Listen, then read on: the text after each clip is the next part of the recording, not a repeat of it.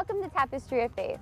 This show highlights how people of different culture and traditions unite on their common Catholic faith. Throughout the show, we're going to be visiting various ethnic apostolates throughout the Brooklyn Diocese. Also today, we're going to be checking out the Indian Latin Rite Apostolate at Our Lady of Snows in Floral Park, Queens. Then we're going to take a look at the Chinese Apostolate, who celebrate their Mass and weekly events at Our Lady of Perpetual Help in Brooklyn and St. John Vianney in Queens. But first, let's check out the Indian Latin Rite Apostolate and learn a little bit more about their culture and their home country of India. The Republic of India is located in southern Asia, bordered by the Indian Ocean to the south and Pakistan to the west. It was the home of the ancient Indus Valley civilization, and its diverse geography and culture led to the establishment of a substantial network of early and important trade routes. Many world religions originated in India, including Buddhism, Hindu, and Sikh. However, Catholicism was not introduced here until the 16th century by the Portuguese. Food is an important part of Indian culture, distinguished by a unique combination of various spices and herbs. Their traditional cuisine has been influenced down through the years by the many different cultural groups who have passed through the country. By the 1800s, the country was colonized by the United Kingdom, but in 1947 gained their independence. There are over 17 million Catholics in India, living in 157 dioceses. 127 of these are Latin Rite. Although the largest Christian group in India, Catholics represent only about 2% of the nation's total population of 1.1 billion people. Now that we learned a little bit about Indian culture and religion, let's find out about the Indian Apostolate here in New York.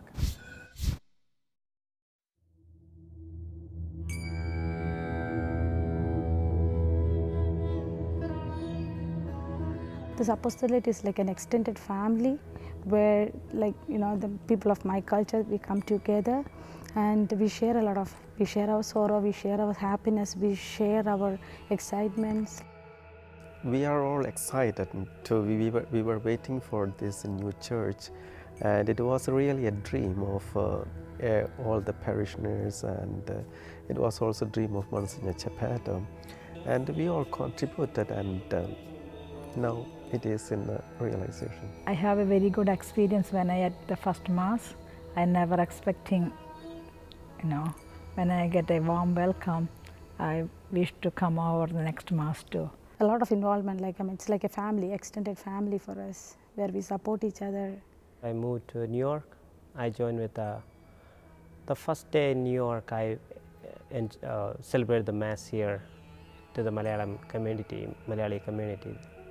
From there until now, I'm in. One of our friends invited me, and so that's why I came first time. And the priests were so friendly, and the people were so welcome, and since it was a very good community. Actually we had a lot of good friends actually. In the beginning, we used to be about 6 or 7 families.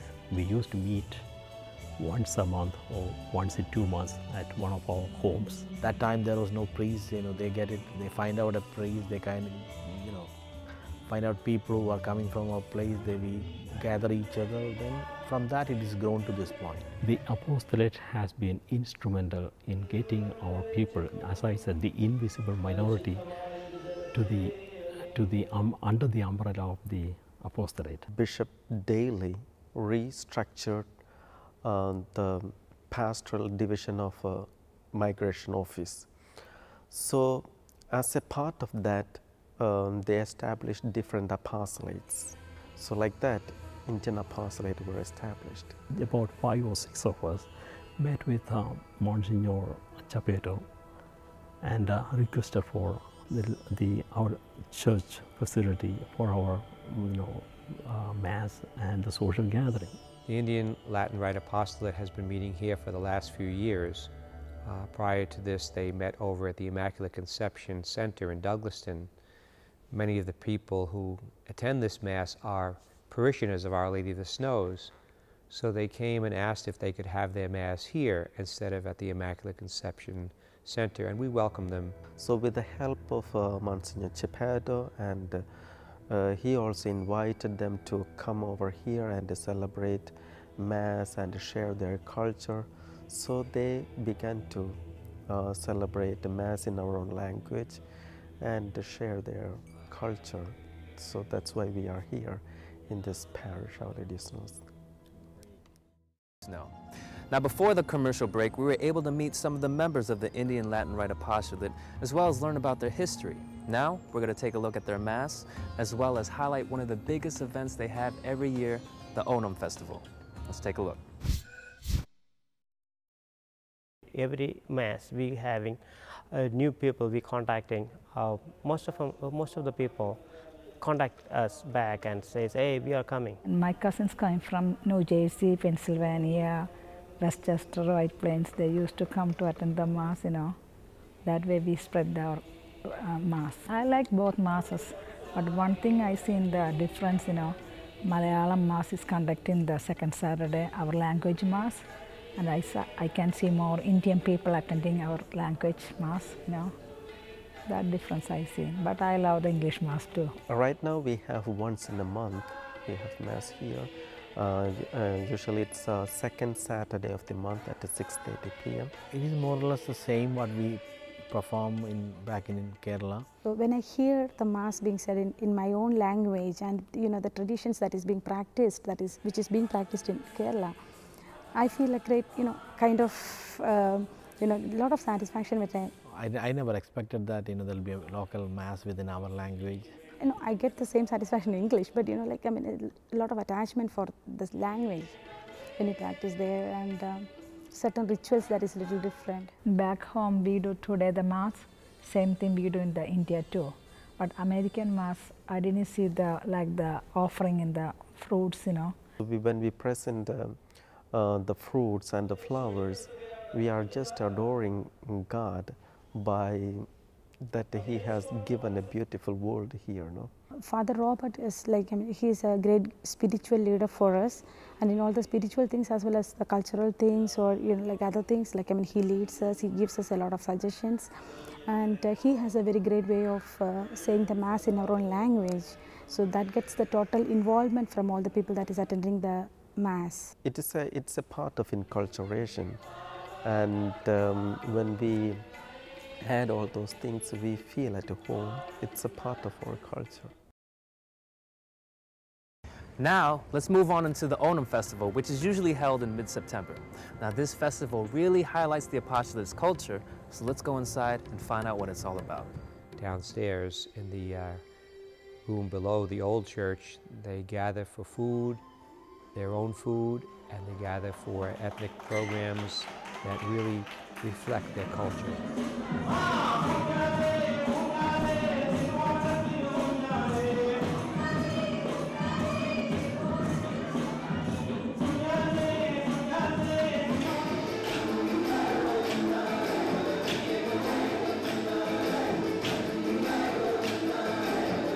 I'm involved in the cultural committee where we planned the events for the entire year, and we you know, kind of take care of all the events that is happening throughout the year. So I'm more involved in the cultural side of it. I mean, dancing, singing, you know, our culture. This festival there's also influence of the Hindu culture. It was a myth actually, saying that there was a king who ruled over the place. It's a story. There is a king. There was a king in India. His name was Mahabali, and he was in his time. There was we had prosperity and peace in the country. How long have you been involved in the apostolate? Well, ever since my family immigrated to the U.S., which is about 20 years ago. So what does this, I guess, festival mean for you personally, or you and your family? It shows like my tradition, actually, because it's been like 7 years I've been over here, and I miss my country a lot. So when I do this, I've been a part of my country and all my traditions. That's great. And this is the lovely outfit that you're wearing. Is this part of the festival? It's an everyday dress in my country, but the part of dress is the one which people were wearing, the white sari. That's our traditional dress. Yeah. What does the apostolate mean to you? Like being a home or a community away from home? Yeah, it's such a great thing because once a month we gather second Saturday at this church. Okay. And after that we have a small get together downstairs where we begin with a prayer, and then we celebrate everybody's birthday who's celebrating birthday that month. And then we have, a small, if sometimes we have raffle fundraising, and 3 or 4 times a year we have a special celebration. Like this time we're celebrating the Harvest Festival of India and Kerala, and specifically. So it gives our kids, our next generation, an opportunity to look and see what's the older generation been doing there. So we try to bring both cultures. It's a small group, but yet we welcome them with open arms. They come from Kerala in India, and they are here in the United States, and they have a wonderful spirit of prayer and reverence for God. And they are great people, and we're happy that they are meeting here for their Mass and their monthly meeting. This apostolate helps us to experience our own national heritage. It's a family. Everyone's bonding together and like it's communicating. It's really a help our young generation. It's our dream come true. It's a beautiful church and we are so proud of it. I feel very happy. I feel always at home. Welcome back to Tapestry of Faith. Now in the first segment we covered the Indian Latin Rite Apostolate. What were some of the unique traditions you experienced when you were there? Well, mainly the Autumn Festival, which was a purely cultural-based event. And what they showed off was their traditions, their music, their food, and stories that have been passed down from generation to generation. It was fantastic. It sounds like a lot of fun. Well, right now we're going to take a look at the Chinese Apostolate. They celebrate their weekly Mass and special events in Brooklyn at Our Lady of Perpetual Help and at St. John Vianney in Queens. Let's take a look. China is the second largest country in Asia, with a total population estimated at 1.3 billion people. Its history, culture, and civilization can be traced back more than 6,000 years. China is credited with inventing the compass, gunpowder, paper, and one of the earliest forms of written language. The Great Wall of China, designed to protect China from foreign invaders, took several centuries to build and is over 4,000 miles long. In the 13th century, Roman Catholic missionaries arrived and started translating the New Testament and the Psalms into Chinese. Converts to Christianity soon numbered in the tens of thousands. Today, the Catholic population is estimated at 12 million, with 6,000 churches located in 110 dioceses. Now that we've learned about their culture, let's find out about the history of the Chinese Apostolate here in New York. Chinese culture and tradition, they stick together. The family tie is very strong, The relationship between parents and children and relatives very tight. That's a Chinese big important culture and custom. My whole family immigrate here, and later on when I have sisters coming over from here, we also, we live in the same area. So that's why we all go to the same church sometimes together. When I first joined this apostolate, I just went with my mom, my sister, every weekend. But I think years later, somebody from my parish, they asked me whether you would like to do the reading and then be the MC. So I got opportunities to get involved in every Sunday's Mass. And that really helped me to be closer to God.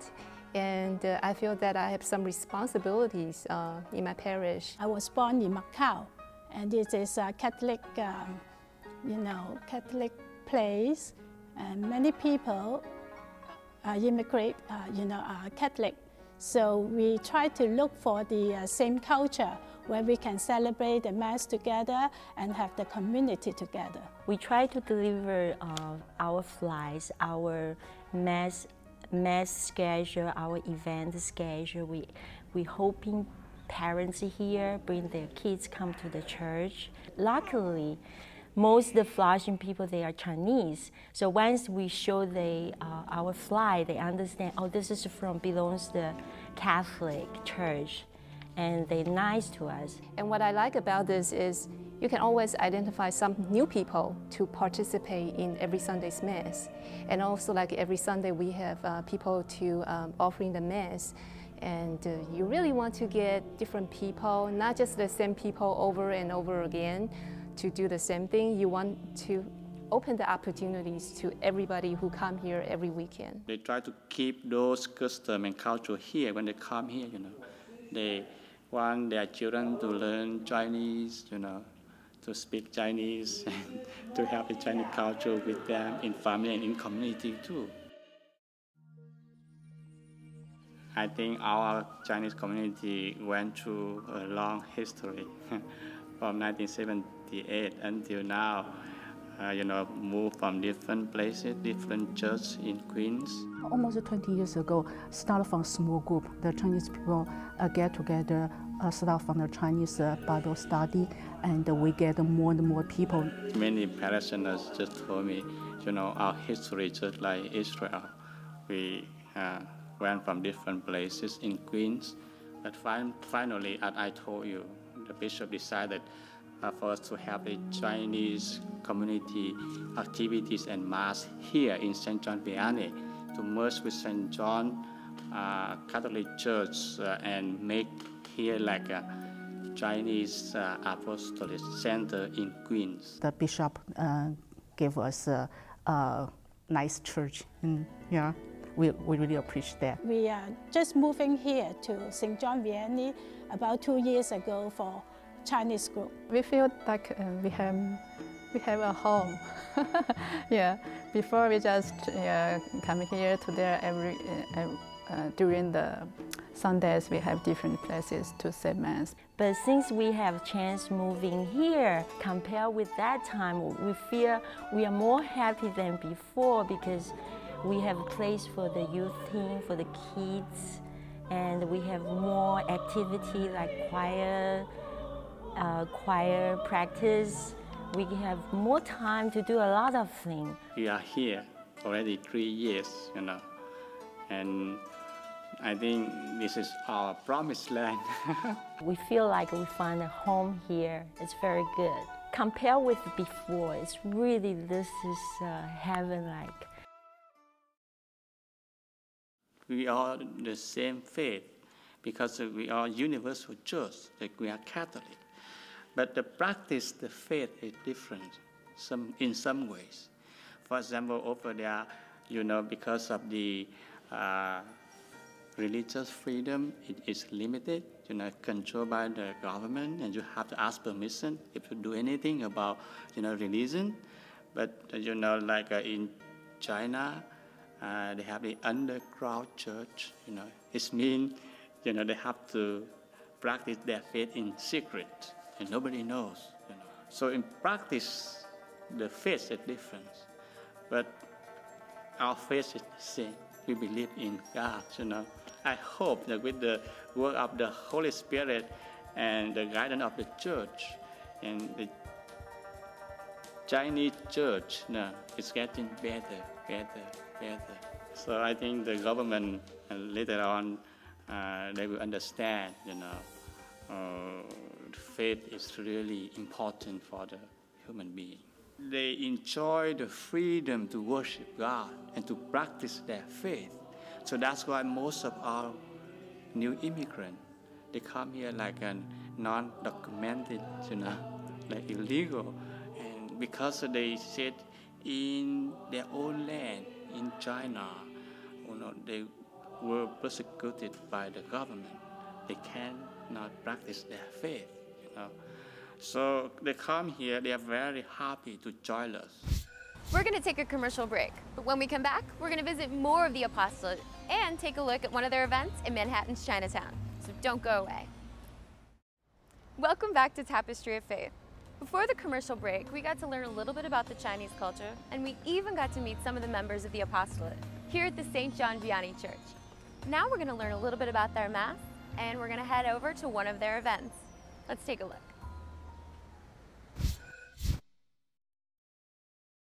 In this parish, we carry a lot of what we do in Taiwan or China, so pretty much it's similar. And I think people are very close to the parish, especially close to the parish here because of the language. I think that makes a big difference. It is very important because in your language, when you pray and join the Mass, you feel very touched, very touched.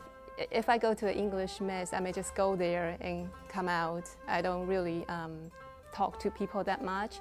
But every time when you walk into this parish, a lot of people, I saw them for years, or even some of them live in my neighborhood. So whenever you see them every weekend, you just feel like very excited. Hello, you shake hands, you hug with each other. I think it's more the culture, the way how we have in the Mass is pretty much the same. It's just a different language. We have like a separate Masses for different, like Mandarin and Cantonese. Most of them understand Mandarin. If you speak Mandarin, the Cantonese people can understand probably 60%. Only some Cantonese, they don't understand Mandarin. So we have 3 Masses. One in Saturday, there's a 3 o'clock Mass in Mandarin. So Sunday, 8 o'clock in the morning, we celebrate in Cantonese. So I try my best to serve them, to say Mass in Cantonese once a week at 8 o'clock, very early on Sundays. In Cantonese Mass, probably half in Cantonese and half in Mandarin. Because the people just come to join the early Mass and they have the other thing to do, on Sunday. And then 12:30 in Mandarin again. So we have 3 Masses. So this solves our problem. In any of the major celebration, like a Chinese New Year or some other Mass, we do combine the two. Like we'll have the first reading in Mandarin and the second reading in Cantonese. So we make sure that everybody, they participate. We have something in that language. Now we're following the apostolate as they make their way through Chinatown to meet up with other Chinese Catholics.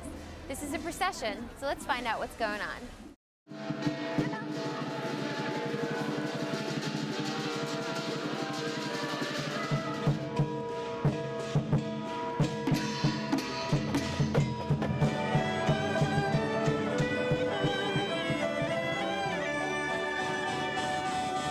Hi, Paulina. Thanks so much for being with us today. You're welcome, Angela. I would love to know what your role in the Assumption procession is today and why you have this procession every year. I am a staff of Transfiguration Church. I'm the assistant to the pastor. So this is a tradition we started 14 years ago.